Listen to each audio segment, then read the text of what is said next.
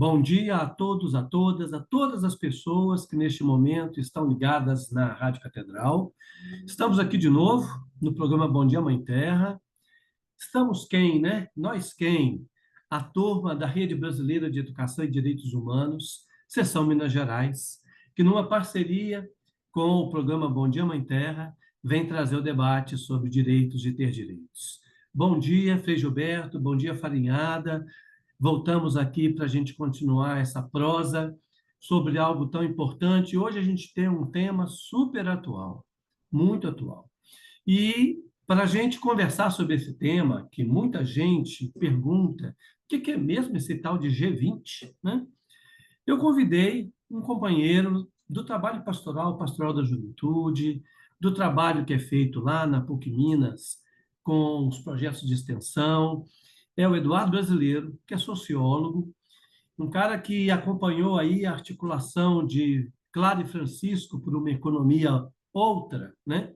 Uma economia solidária, uma economia do amor, e vai nos ajudar aqui hoje a refletir sobre esse grande evento que aconteceu no Rio de Janeiro. Bom dia, Eduardo. Muito obrigado por aceitar nosso convite.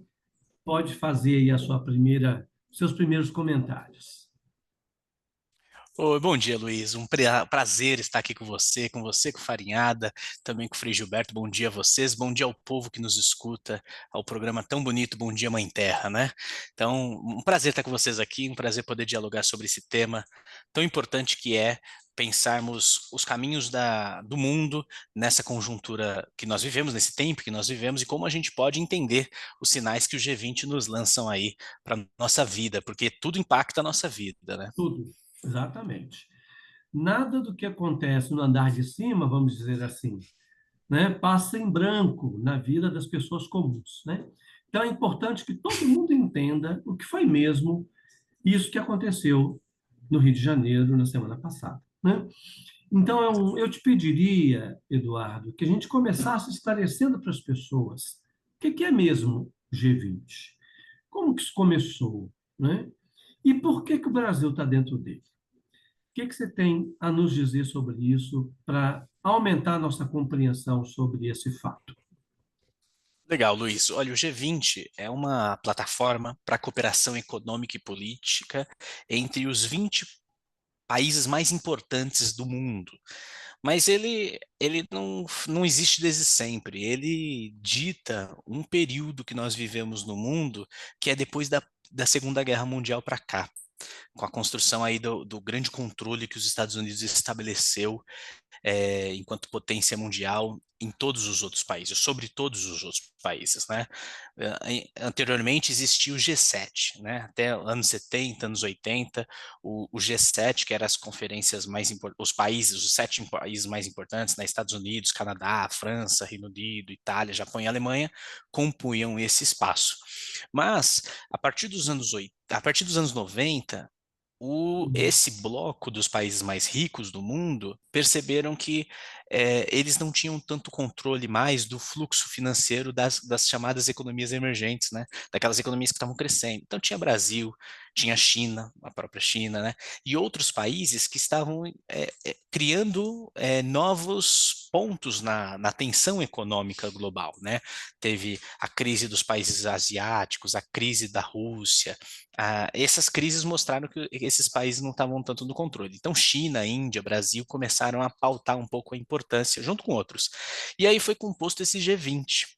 Mas, como um fórum global como é a ONU, esse é um espaço diferente, que é um espaço de diálogo sobre economia. E ele dita a visão de economia construída depois da Segunda Guerra Mundial do capitalismo que a gente tem até hoje. Então, se a Uhum. gente olha aí o G20, ele não é um fórum como a ONU, que tem secretário-geral, ele é um fórum em que você coloca uma presidência rotativa e essa presidência pauta algum tema, e você tem o presidente anterior e o futuro presidente do G20, que são os representantes dos países, formando uma troika aí que eles chamam, né? Esses três vão debater os temas para continuar a seguir uma linha. Mas essa linha sempre voltada para a manutenção desse modelo global de economia que é o capitalismo. Então, isso é o G20, né? Aí, mas você vê você vê o tamanho de coisas que não estão dentro do G20. Até ano passado, somente no ano passado, né, a União Africana, foi um mecanismo de integração regional da África, que envolveu os 55 países que estão no continente africano, tem sede lá na Etiópia, foi convidada a integrar o G20. Então, até ano passado, um Olha, continente inteiro como a África não estava no G20. Então, a gente entende que o G20 ele é um instrumento da economia daqueles que governam o mundo no âmbito do andar de cima, né, como você disse. Mas nós, o povo, as grandes periferias do mundo não estavam sendo concebidas dentro do G20. Então, só no ano passado que ele buscou essa integração de forças aí. Com aí, Luiz, um novo cenário, porque você tem uma nova disputa global que agora sai do campo dos Estados Unidos, né? Você tem China, você tem Índia, África do Sul, Brasil e Rússia, compondo aí o BRICS, né? Que é um cenário diferente para lidar dentro do G20 das disputas de interesses. Então, em resumo, assim, o G20 ele pensa economia em duas instâncias, né? Uma instância que eles chamam dos ministros da fazenda dos países, né? Os ministros da economia que pautam o que querem pautar, o que é interessante pautar, e eles fazem relações econômicas com eles e como vão fazer comércio e como a gente chama o empresariado, é isso que eles têm como visão. E do outro lado tem os ministros de relação exterior, né? Os chanceleres que vão debater os temas gerais, assim como guerras, processos de enfrentamento, mas para você ver que só a partir do ano de 2010, agora muito recente, né, a gente teve entrada de debate como agenda climática, superação da fome, são temas recentes para o próprio G20. Né? E aí que é nesse cenário que nós chegamos aí com o Brasil entrando no G20 a como gente presidente, pode, né? a gente pode dizer, então, Eduardo, que o G20 é um pouco o governo. De certa forma, é onde se faz acordos, pactos, onde os países mais fortes economicamente e politicamente mais fortes fazem escolhas, né? Eu acho Sim. que é interessante que a nossa população entenda que há espaços de decisão sobre o que fazer Uhum. conosco fora das nossas fronteiras. Não é só lá no Palácio do Planalto, não é só no Congresso Nacional, não é só no STF, mas há outros fóruns, outros lugares de debate e de decisão que acabam por interferir no preço do leite, no preço da comida, né, no preço do calçado, da habitação, do transporte. Então, é interessante você oferecer, então, para o grupo esse olhar aí, né? É um espaço Uhum. de encontro de governantes que estão à frente de grandes populações, né? Eu acho que Exato. se a gente fizer a soma aí das populações desses países, vai dar quase que a metade, né? Da população do Fala-se planeta. que dá 2/3 já, por conta É. da China, Só imagina a China, né? China e Índia. China e Índia. Então, é uma população muito grande. Muito interessante. Agora, isso vem acontecendo já, como você falou, desde a década de 90. Teve alguma novidade no Brasil esse ano que chamou atenção e que pode ter algum impacto? Pois é, Luiz, chamou atenção uma coisa específica. Parece que quando o governo Lula, o governo então atual, esse governo Lula, assumiu a presidência da República, no âmbito nacional ele encontrou alguns desafios que no âmbito internacional ele percebeu que teria mais possibilidade de abrir caminhos. Eu digo isso porque, assim, quando você tem hoje no Brasil um governo com uma minoria no Congresso, ele não tem conseguido governar, por mais ainda que ainda se expandiu o poder do Congresso com deputados federais e senadores com as emendas, né? Que estabeleceu-se micropoderes nas regiões onde eles são representantes. Então, hoje presidir o Brasil é mais difícil. Mas como o Lula goza de um prestígio exterior grande, ele arriscou alguns temas que deu muito certo nesse G20, porque quando a primeira coisa que ele entrou, a prioridade lá que ele assumiu, foi a agenda de combate à fome, Combate à pela fome. sua referência mesmo, né, Uhum. de global, de um cara que combateu a fome no Brasil, que tirou 20 milhões de pessoas da extrema pobreza. Então ele trouxe esse debate para debater isso no mundo, porque se no Brasil nós temos um índice alto de de fome no mundo é gigantesco, né? Nós temos regiões do planeta aí que é afetada por guerras, por mudanças climáticas ou por Uhum. questões de localização ali, de conflitos internos, tem sofrido de fome extrema. Então, um debate sobre a fome. Depois o debate sobre as mudanças climáticas, né? Promoção de transição energética, desenvolvimento sustentável, né? Social, econômico, ambiental ali atrelado, e reforma das instituições de governança global, Ah, perfeito. que é muito interessante. Uhum. Porque o Lula trouxe essa crítica que hoje a ONU e o G20 não alcançam os problemas globais, Uhum. né? Quais são os problemas globais? Nós não temos hoje alguém que seja respeitado, uma instituição para superar as guerras, né? Então, o Israel está ignorando o que a ONU fala, já acusou de prender o secretário-geral da ONU porque continua matando os palestinos. E outros problemas, como a própria Rússia e Ucrânia, que por conta do financiamento de países, a guerra, aquela guerra continua.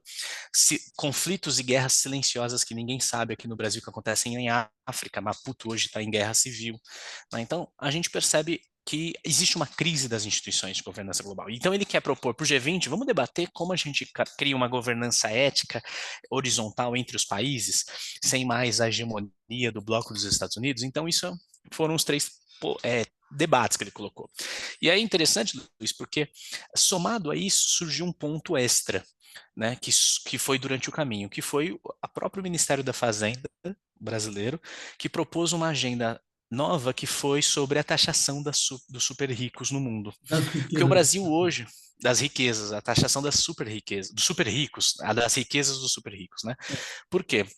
O Brasil hoje ele tem interesse de fazer isso no Brasil, mas ele não vai conseguir nunca provar isso, porque existe uma forte força dos super ricos no Brasil no controle de deputados e senadores, que bloqueariam uma medida, uma proposta de lei dessa no Brasil. Então o caminho foi inverso. Ele falou: vou lá para Entendi. fora, debater lá fora e gerar pressão, como você disse.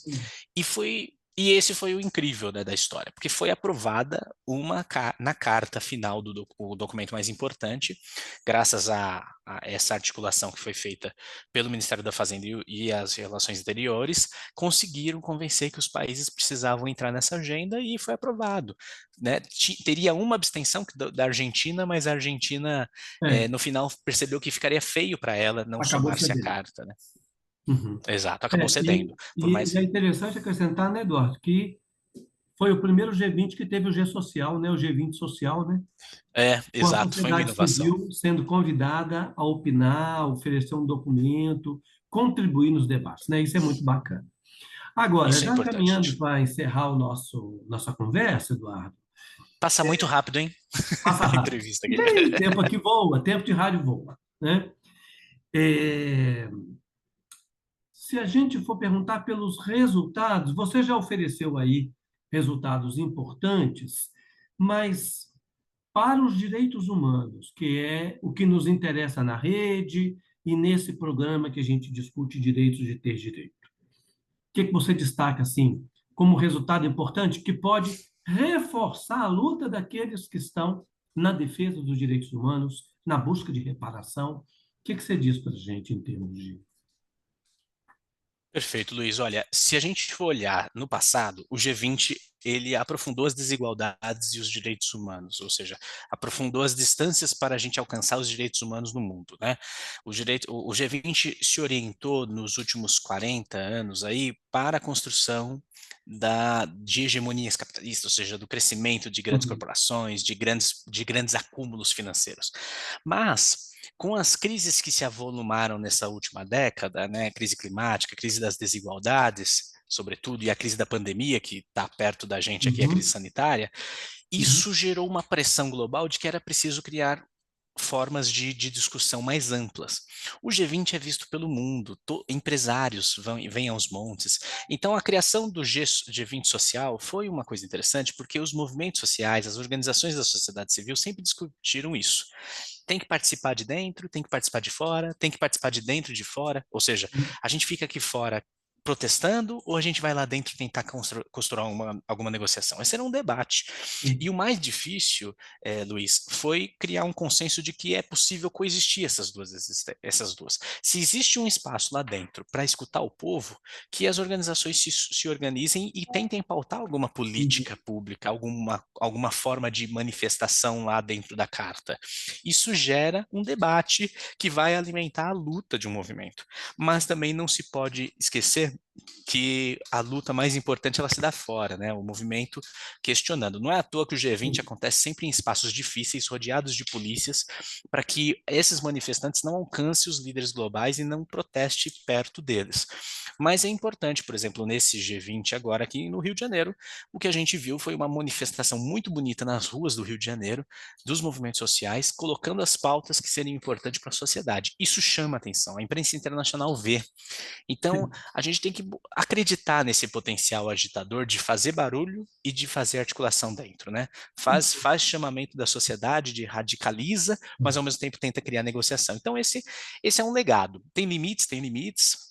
A governança global tem limites hoje em dia, com as mudanças climáticas, a gente está vendo a COP aí, os limites dela, mas a gente precisa muito que a gente se fortaleça enquanto sociedade, tentando, não deixando de pautar esses dois movimentos. Você, Luiz, para fechar aqui, né? Você é um cara que vem do Fórum Social Mundial, né? Um lugar que eu bebo tanto das experiências. E a gente sabe que o Fórum Social Mundial, ele mostrou que é preciso construir uma aliança dos de baixo, do povo, Claro. dos movimentos, de criar formas de discussão internacionais entre nós que estamos à margem, né? Então que a gente não se esqueça disso, que é preciso criar alianças globais de nós das periferias para gerar pressão, e isso acontece e gera frutos, não é? Ah, perfeito. Muito bom. Quer dizer, a nossa luta é uma luta que acontece localmente, regionalmente e acontece globalmente. A gente não pode deixar de esquecer, não pode deixar de lembrar, né? Tem que lembrar sempre que fazer aliança é sempre o melhor caminho do que atuar sozinho, na solidão, né? Isso é muito importante. Bacana. Bom demais.